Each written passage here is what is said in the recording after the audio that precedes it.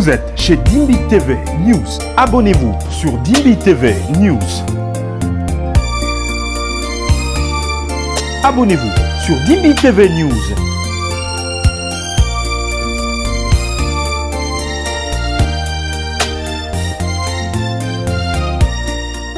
Je donne le conseil à toutes les filles célibataires, n'épousez pas les pasteurs. Si on ne t'avait pas dit, moi, le pasteur Joël, je choque souvent les gens. Je te choque encore. Si cette servante de Dieu arrive sur ton chemin, épouse-la. Amen. Laissez-moi vous dire que épouser... Toutes les célibataires, conseil gratuit. Prophète, fuis. Pasteur, fuis. Évangéliste, fuis. Apôtre, fuis. Parce que la vérité, c'est ça. Moi, je dirais, à toi qui as la vocation d'épouser, apôtre, évangéliste, docteur, prophète, pasteur, épouse-le. Amen. Dans la société, les couples les plus misérables, malheureux sont les couples des pasteurs. Les femmes les plus malheureuses sont les femmes des pasteurs. Tu sais pourquoi je dis ce sont les plus malheureuses des femmes? Parce qu'elles souffrent sans parler à cause de la réputation de leur mari. C'est pourquoi quand tu la vois à l'église, des fois elle est fâchée, laisse-la. Tu sais pas ce qu'elle vit. C'est pourquoi toi qui critiques les femmes des pasteurs, je dis reste là où tu es. Tu sais pas ce qui se passe là-bas. La majorité des pasteurs sont amoureux des fidèles plutôt que de leurs femmes. Bonjour chez vous. Shalom frères et sœurs, très heureuse de vous avoir nombreux en train de suivre Dimbi TV News. Si tu es là pour la première fois, abonne-toi pour ne rien manquer de nos prochaines publications. Aimer, partager, ce sont les actions qui vont pousser la vidéo à être recommandée. Pour ceux qui ne me connaissent pas encore, je suis Dimbi Rebecca. Actuellement, un débat fait rage au sujet des hommes appelés au ministère de Dieu, communément appelés Men of God. Selon Madame Joël Kabasele, il n'est pas préférable d'épouser un serviteur de Dieu. En revanche, Madame Lise Manzambi, épouser un serviteur de Dieu ou une servante de Dieu est une bénédiction. Alors, qu'est-ce que vous en pensez sur ce sujet? Laissez vos expériences dans les commentaires, s'il vous plaît. Ça tire à balles. Eke et Zongi. Suivez cette vidéo attentivement du début jusqu'à la fin. Merci de commenter, de liker, de partager. Que le Seigneur nous bénisse tous. Shalom. Société, les couples les plus misérables, malheureux sont les couples des pasteurs. Les femmes les plus malheureuses sont les femmes des pasteurs. Tu sais pourquoi je dis ce sont les plus malheureuses des femmes? Parce qu'elles souffrent sans parler à cause de la réputation de leur mari. C'est pourquoi quand tu la vois à l'église, des fois elle est fâchée, laisse-la. Tu sais pas ce qu'elle vit. C'est pourquoi toi qui critiques les femmes des pasteurs, je dis reste là où tu es. Tu sais pas ce qui se passe là-bas. La majorité des pasteurs sont amoureux des fidèles plutôt que de leurs femmes. Je donne le conseil à toutes les filles célibataires, n'épousez pas les pasteurs. Si on ne t'avait pas dit, moi, le pasteur Joël, je choque souvent les gens. Je te choque encore. Toutes les célibataires, conseil gratuit. Prophète, fuis. Pasteur, fuis. Évangéliste, fuis. Apôtre, fuis. Parce que la vérité, c'est ça. Excuse-moi, je vais t'expliquer un tout petit peu qui te parle. Je vais te dire un peu qui te parle. Mais de la famille, de la lignée de ma mère, je suis la 5e génération des pasteurs. De la lignée de ma mère, je suis la 5e génération. Il y a eu que des pasteurs là-bas. Je suis fille de pasteur. Aujourd'hui, mon père est à la retraite aux États-Unis. Il a 87 ans, plus de 50 ans de ministère. Je suis femme de pasteur. Près de 22 ans de mariage par la grâce de Dieu. Je suis moi-même pasteur. Quand je te parle des pasteurs, je sais de quoi je parle. Le pasteur est amoureux de son église avant d'être amoureux de sa femme. Il est préférable pour toi, mademoiselle, que tu pries pour avoir un médecin plutôt qu'un pasteur. Si tu n'as pas le cœur de la royauté, tu n'épouseras pas un pasteur. Pour qu'une femme vive avec un homme de Dieu, elle doit avoir le cœur de la royauté. Alors, Papa Elior, pour répondre à votre question, moi je dirais, à toi qui as la vocation d'épouser, apôtre, évangéliste, docteur, prophète, pasteur, épouse-le. Amen. Si tu es un homme aussi, et que Dieu t'avait parlé en te disant que tu épouseras une servante de Dieu, si cette servante de Dieu arrive sur ton chemin, épouse-la. Amen. Laissez-moi vous dire que épouser un serviteur de Dieu est une bénédiction d'une très haute dimension. Quand tu épouses une servante de Dieu ou un homme de Dieu, tu viens même modifier même le calendrier spirituel de ta vie et de ta famille. C'est vrai. tu changes même la généalogie de ta postérité. Amen. Parce que lorsque Dieu rencontre Abraham, il lui dit que je bénirai ta postérité. Tous ceux qui vont sortir de tes entrailles, ils seront bénis. Donc ça veut dire que quand Abraham il est béni, il n'est pas simplement béni lui, mais c'est sa postérité qui est bénie. Amen. Mais à plus forte raison, la personne qui donne, qui engendre cette postérité-là avec Abraham. Abraham a eu un enfant avec Agar. Mais lorsque Dieu est venu pour lui demander, je veux ton fils, il a bien précisé, ton unique. Parce qu'il savait que Abraham pouvait donner Ismaël. Mais il a précisé ton unique. Parce qu'il savait que ton unique là, C'est le fils de la c'est le fils de la promesse. C'est l'enfant que tu as eu avec cette femme Sarah, cette femme que moi j'avais déjà dessinée depuis le ciel. Que c'est elle, à un certain âge déjà avancé, Amen. que tu vas mettre au monde ce fils de la promesse. Excusez-moi, mais quand vous faites entrer un homme de Dieu dans une famille, il ramène une lampe Amen. dans votre famille.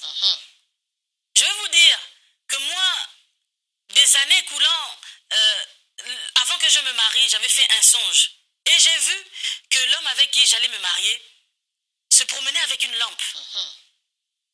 Quand il venait plus, il y avait de la lumière, puis il y avait de la clarté qui entrait là où je me trouvais. C'est-à-dire que me marier avec cet homme a été une bénédiction pour moi. Mais je ne viendrai pas vous dire ici que c'est un homme qui est parfait. Il a ses défauts.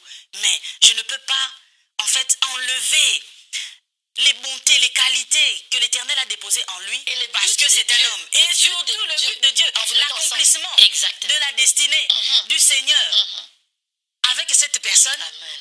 parce que il peut parfois s'énerver, il peut parfois avoir un certain comportement qui laisse à désirer vis-à-vis de moi. Non. Épouser un serviteur de Dieu, c'est un peu comme l'arche de l'Éternel qui entre dans la maison d'Obed et d'Homme et qui bénit Toute la sa maison. maison d'Obed. Épouser un serviteur de Dieu, c'est comme la femme à la perte de sang qui a souffert pendant 12 ans. Mais pas parce qu'elle a touché les gens qui étaient autour de Jésus, mais parce qu'elle a touché juste la robe Amen. du Christ. Sans lui demander, impose-moi les mains. La rencontre simplement avec l'époux lui a apporté la guérison Tout a totale. été débloqué. Jésus était en train d'aller pour aller guérir la fille de Jairus, n'est-ce pas? Parce que la rencontre avec l'époux, ce n'est pas n'importe quelle rencontre. C'est une rencontre qui vient pour changer la destinée des gens.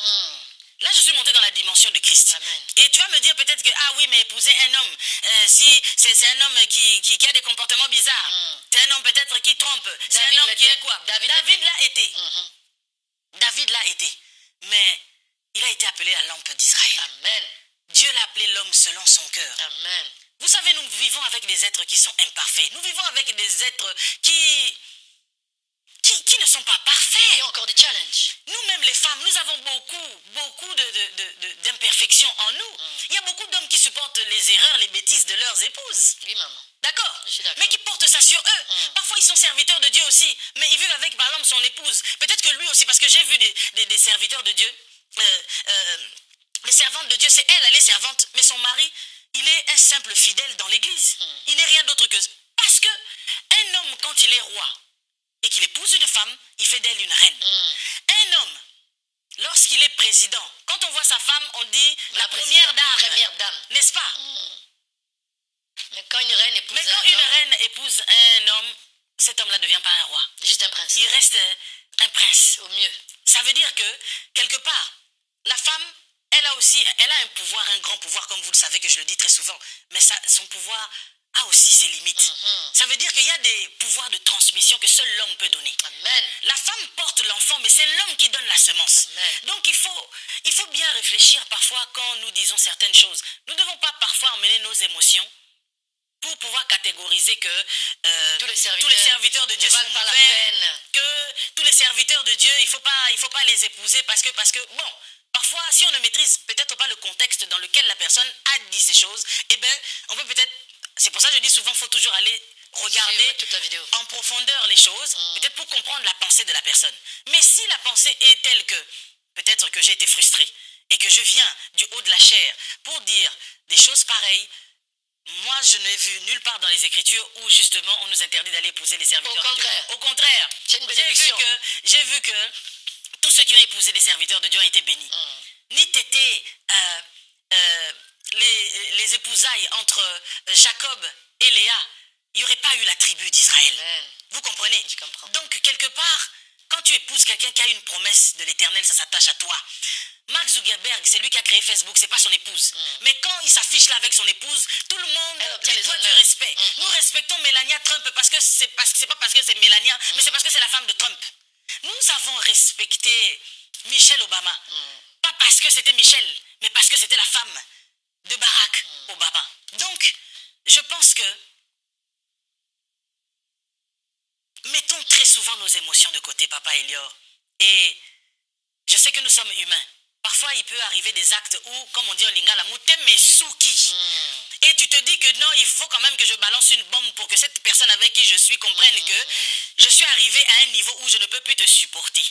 Ou peut-être que des gens qui sont tout autour de nous, ils vivent de telles choses de la part de certains serviteurs de On nous Dieu, a tellement raconté. tels que vous êtes fatigués de voir que les serviteurs de Dieu n'ont de cesse, vont de cesse de scandale en scandale, ne font que du mal, mais c'est une minorité. La majorité, elle est là. Il y a encore 7000 serviteurs de Dieu qui n'ont point fléchi les genoux devant Amen. Baal et qui sont là et qui sont intègres et qui craignent Dieu et qui sont des futurs bons époux pour des futures femmes qui sont là en train de nous regarder et dont ces femmes-là ont été déjà bien préparées déjà. Dans les secrets. Elle-même, elle ne savait pas qu'un jour elle va épouser ce grand homme-là de Marcelo Comme Tonassi. Esther, comme Mais Esther. un jour, Amen. Dieu, par rapport à ses préparations, tu te retrouves Madame Tounassi. Tu ne savais pas un jour que tu le serais. Mais cela ne veut pas dire que tu as épousé un ange. Hein. Tu as épousé un humain qui peut avoir des défauts. La bénédiction est rentrée dans votre maison, pareil. Moi je dirais simplement, Papa Elior, pour conclure, la bénédiction de l'Éternel enrichit. Il ne se fait suivre d'aucun chagrin. Mais quand tu constates que là où tu es, il y a du chagrin, mais si c'est toi-même qui disais au préalable que cet homme était une bénédiction que l'Éternel t'avait envoyée, ben revois-toi. Qu'est-ce qui n'a pas marché? Pourquoi? Parce que vous Dieu en bénit. êtes arrivé là. Qu'est-ce qui s'est passé? Mais je dirais une chose qui est vraie, Papa Elior. Il y a beaucoup de serviteurs de Dieu qui supportent leurs épouses dans pas mal de choses qui sont aussi infectes. Peut-être ça on n'en parle pas parce que très souvent ce sont les hommes Qui sont pointés qui du sont doigt. pointés du doigt. Mais il y a aussi des Merci femmes. de prendre notre défense, maman. Merci de prendre notre défense. Non, c'est même pas une défense, mais c'est quelque chose qui est réel. Parce que autant les hommes trompent, les femmes trompent aussi. Donc, on n'est Surtout pas là en ces pour temps dire de la simplement fin. que les serviteurs de Dieu, hommes, sont les plus mauvais. Non, il y a les servantes de Dieu aussi, femmes aussi, qui aussi sont dans des sales besognes aussi. Ou qui ont encore des problèmes de caractère et de Qui comportement. ont des problèmes de caractère, qui ont plusieurs multiples problèmes. Et toutes ces choses-là, je pense que c'est la faveur, la grâce de Dieu qui aide les gens parce qu'ils sont tombés et qui les relève. Moi, je pense que le mieux, c'est de prier. Et parfois, même quand quelque chose te dépasse du haut de la chair, nous devons éviter de dire certaines choses parce que ça va nous poursuivre.